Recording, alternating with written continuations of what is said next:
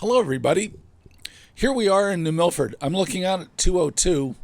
The road right in front of me is the very beginning of 109, and we're going to turn on 109 going east towards Washington. I had just driven all the way down this road, but I was driving into the light, and I thought, well, I'll just do a picture of it, use the camera in both directions and see which looked better.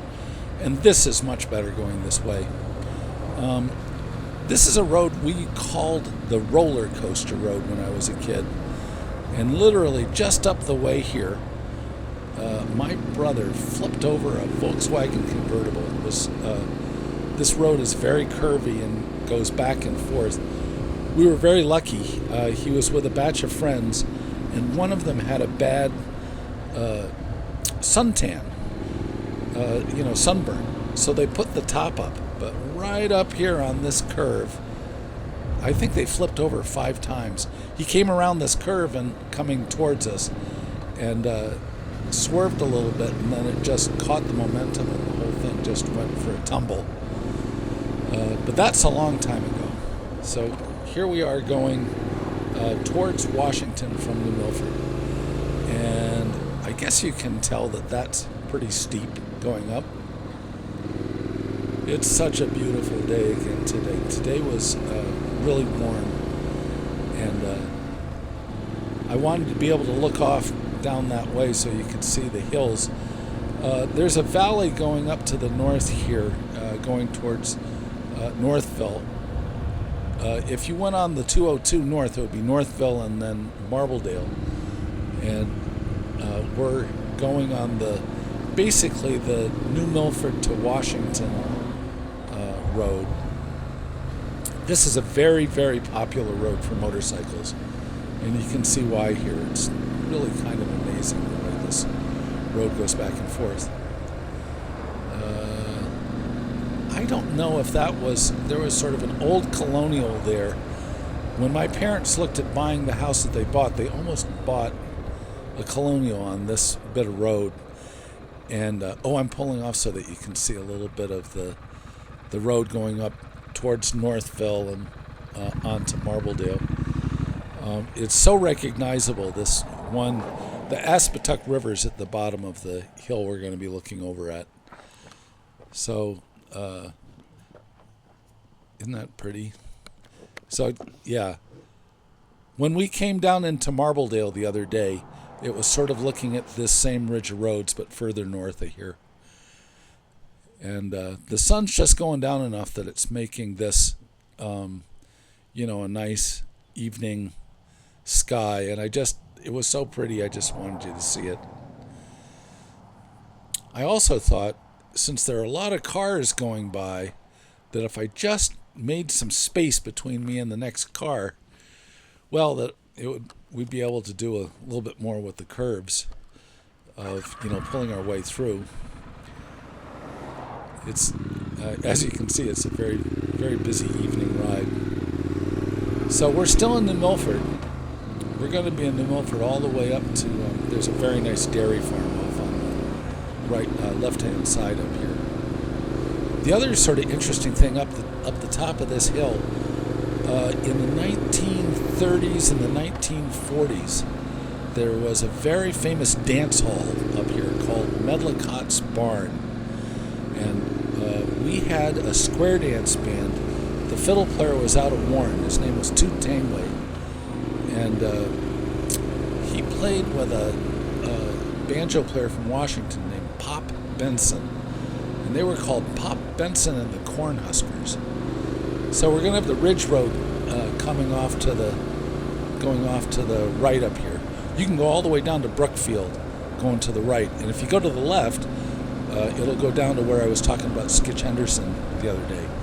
But just up here on the left, one of these fields used to have a big old barn on it. And everybody you'd hear about right in there. So you'd hear about the dance, but a lot of conversation happened about what happened in that parking lot.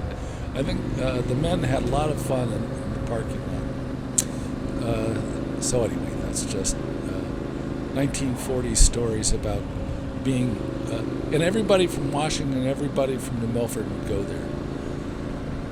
I once asked Pete Seeger if his father was a musicologist, Charles Seeger, who was over in Bridgewater, and I asked if his father had ever said anything about medlicots. Isn't that the most beautiful thing in the house? Coming down here is that dairy farm on the left-hand side, and I just love these fields. It's just beautiful. But anyway, the letter I sent to Pete Seeger, he was very kind. He said he didn't know anything about it, but his brother, Mike Seeger, who was an amazing banjo player and had a lot to do with musicology at Smithsonian, he said that they knew about medlicots, but had never gone there. So I just thought that was fun. The thing about this kind of digital camera, it's kind of amazing that you can't tell how steep these going down and going up are, because right here you're really going whee down the hill. So there's a sweep down the hill. That's Walker Brook that we went on the other day coming back from Roxbury. And then it goes up, and when it starts going down again, we'll have Popple Swamp off on the left. But these roads just couldn't be more fun on a motorcycle. Now, as I get close to this car here, I think, now what am I gonna do? So I sort of slowed down, and then I just stopped for a second. And with the magic of the camera, there we go. I waited, a minute or so that I made a lot of space between me and that car. So with the magic of film, there's Popple Swamp going off. And this is, again, one of the, I think you can tell how steep that is. But it is just so much fun to be in the middle of one of those kind of torquey turns and at the same time have a hill to pull against. Going downhill has a certain amount of technical things you have to do, and going uphill in many ways is much easier because you can use the momentum of the motorcycle against gravity in a very stable kind of way. This curve that we're on here, when I was a little boy, there was a woman that had a kindergarten named Mrs. Bantam. And I remember going to Mrs. Bantam's nursery school when she was up on the top of this hill. And the next year she moved over to Nettleton Hollow, which is another of the roads that we've been on the other side of town. But during one of those sweeps down and going up, right after we went past that dairy farm, and then when I was talking about Walker Brook coming in, right there is the Washington line. So all of this is the ridge in Washington above Church Hill. Some of Church Hill Road is off on our right going up the hill, and there's going to be some of Lower Church Hill is off right there. And we're almost in the center of Washington already. The old road to Washington, I think, must have been what they call Cook Street, which is around this corner here. Oh, this was interesting. Somebody was pulling off into their driveway. And I talked because I don't know who it is, but I must have known somebody in that family. It's funny, I was talking to somebody else who's a lifer for Washington, and we kind of don't know a lot of the young people. There's Cook Street going off, and that's kind of the old main street in the town, I think. I think this road was sort of added, but I don't know that for a fact. But I've always thought that, because the main street of Washington was along the river, and with the flood of '55, we just lost that whole, all the buildings on that street that were on the riverside were just taken away. So we're coming into Washington proper. This is called Washington Depot because this is where the train came through. And the old Borden milk dairy was on this spot. And I don't know if it was the very first Borden's milk production place, but I should ask somebody who's in the Historical Society. I bet somebody will write something below since we've been talking about this. But this is the town hall for Washington. It's called the Bryant Hall. That's one of the most echoey buildings you ever been inside of. I remember watching The Shaggy Dog in there in something like 1958. And you couldn't understand one word of that movie. That's the Washington Supply. And we're looking at the building that Mr. Van Sinderen built that after the flood. The Hickory Stick is in there, Hickory Stick Bookshop. That's sort of a funny story. When that was started, the Hickory Stick was named by two ladies who were teachers in New Milford. And I'm afraid the whole idea of the Hickory Stick was that that's how you kept everybody in line. So 47 goes off straight there, and we're turning back on to another part of the 109, and with the town garages off here. When I came through the other way, I think it was Roger Canavero was driving for the fire department. He was driving one of the fire trucks up there. I don't know what they were doing. But look at this beautiful curve. Isn't this the prettiest thing? So I was riding along pretty happy here, and I came up on one of the most beautiful old Fords. I don't know if it was a 52 or what it was, but it was. And I thought, oh, well, I'm going slow, but at least it's something pretty. And he was so nice. Here we go. See, we're going to come up on that pretty quick. And whoever this was, I think it said Connecticut Table on the side of it. So, but they saw me, and as soon as there was someplace nice, he just pulled over and let me go zinging by. So the curves that are right up ahead here are coming on to where Sabaday Lane crosses this, which is, we call it Cook's Corner because Mr. Cook lived there with his family. Wonderful, wonderful batch of people. The other sort of interesting things at Cook's Corner, isn't that nice of him? Up here there's a very, very nice colonial that was on a little piece of land.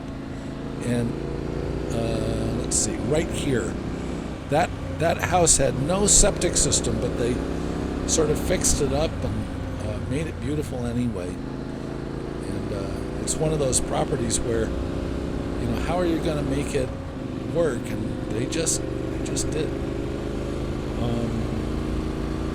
So we're coming down to where 109 goes.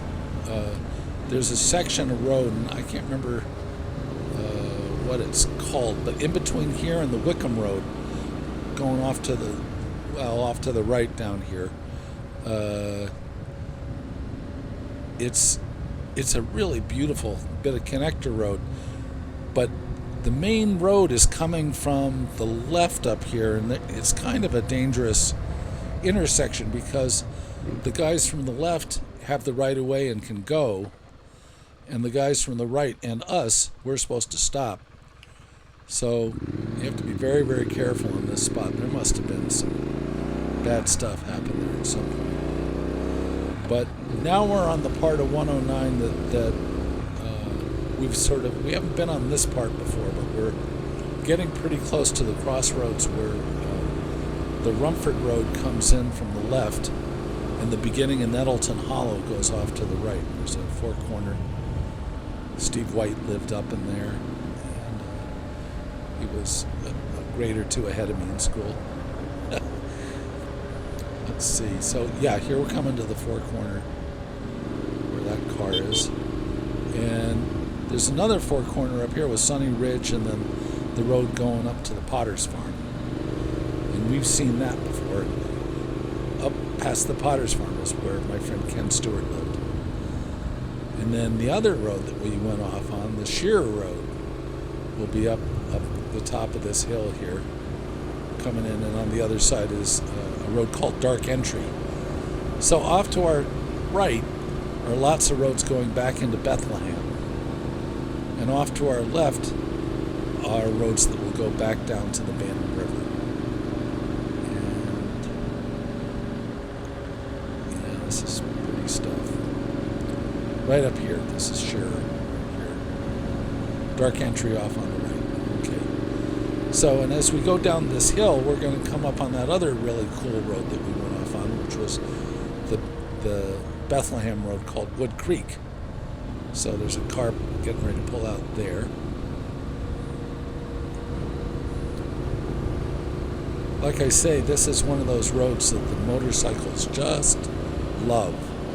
So all the people that are from other parts of the state will come down here, and I feel bad for them that they don't know how much incredibly exciting riding is off on all these little side roads.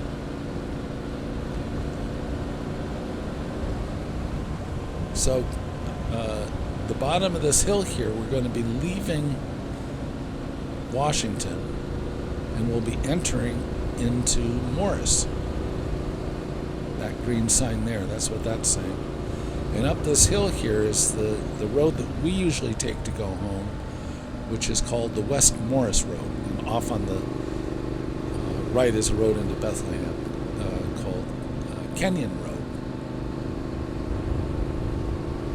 The Kenyon Road side needs to have a stop sign. You come down that hill and there's nothing to tell you that there's I guess you can see that there's a main road, but boy, if somebody wasn't thinking, they could have some real problems there.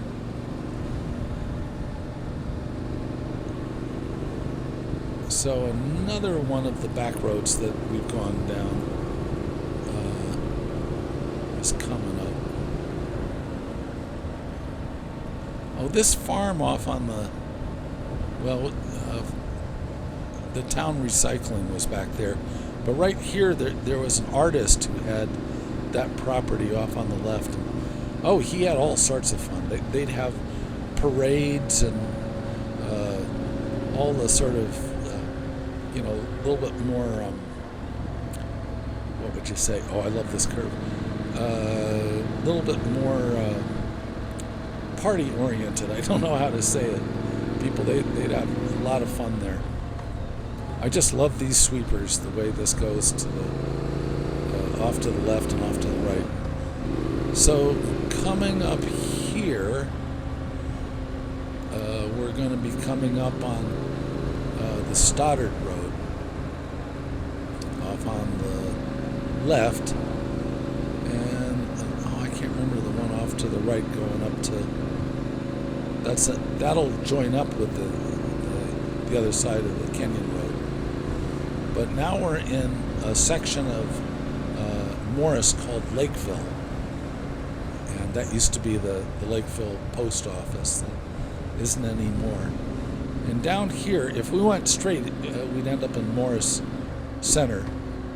But we're going to turn off to the left and go from 109. We're turning on to 209, and up a little bit on 209. We get to see yet another beautiful lake. So this is just down here. We're going to be coming up on the south side of Bantam Lake. Bantam Lake is a very, very populated lake where Lake Warmog has, a lot of sort of very prestigious large houses. Bantam Lake has some beautiful houses on it, but it's a little more populated, let's say. And there's lots of very, very nice, sort of cottage sort of places for people. In the winter, this is the most amazing ice. At the turn of the century, they used to cut ice on this lake and take it by train down to New York City. It was a very clean lake. The bottom of that lake has some fish in it that you wouldn't believe. The White Memorial Foundation has a museum, and They have some big old fish. I can't remember which kind they are, but they look like monsters when you see them on the wall. 4-foot fish. I don't know. Maybe it's not 4 foot, but they're very big, whatever they are, at the bottom of that lake. Monsters at the bottom of the lake. So anyway, this is 209 going around Bantam Lake. And there was an actor who lived in one of the houses off there on the left, and when he got married, they had this wedding where he came in off of the lake in a boat dressed as a Viking, and they had the German, I can't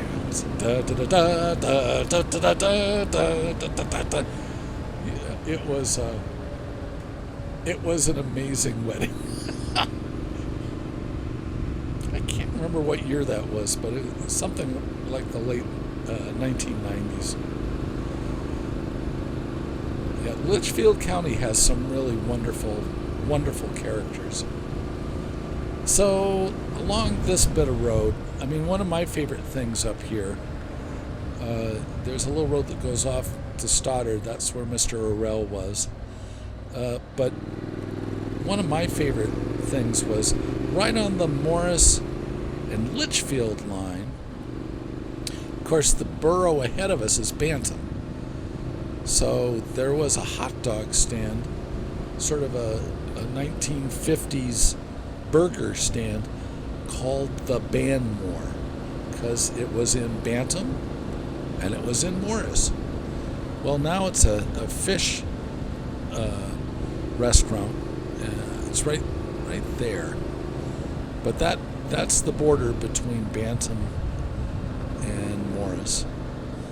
And there's a little road that goes off to the right up here, which has one of the ways that you can go off to what do you call it, around the other part of the lake. And then up here, this is we're already up to the community field for Bantam, where the Bantam Fire Department does their carnivals. Okay, so we're coming right into Bantam proper. There's a very old movie theater up here, and we also had Duval's Restaurant, which is now a wonderful Woods Pit, which, let's see, right there's Woods Pit, and there's the movie theater, and then down the hill here, we're going to cross the Bantam River, and right after that, there used to be an airplane seat factory. I don't know what's going to happen with this building. Some money's getting spent on fixing it up, so I don't quite know what's going on with that. And now we're coming into Bantam proper. So there's a nice Episcopal church there, nice restaurant, and then Tile Works, and Arethusa has all the rest of this here. Really nice dairy, incredible restaurant. And then the very, very famous Bantam bread is off on the left there. Bottom of the hill had the switch factory, which they made electrical switches down there. Bantam was quite a industrial village in its time. I can't remember if it was the late 80s. We had a tornado come through, and that was a very, very big deal for the town. It ripped through. We were very lucky. We didn't have a lot of death, but it was a very big deal. So we're going to be coming up on Cat Hole Road, which was the first video we did, which is off there, and then West Morris Road, which we did the other night, which is off on the other side. And then here we are, almost home. So thanks so much for coming along for this ride, you guys. This was really fun. If anybody sees this who's a motorcyclist, I can't over-recommend going on the 109 for the sport of the road. It's just one of the most elegant bits of motorcycling road there is. And we're very, very lucky in Litchfield County to have it. So here we are coming up on the pottery. Yeah, well, I had to get out of the way of the people behind me. That's why I did that. It's always a real art for a motorcycle to make sure that you're out of the way of people. So here we are, home again, jiggity jig. All right, everybody. I'm going to park the bike and say my goodbyes. Thanks so much for coming along for the ride. Okay, we'll talk to you another time. Bye.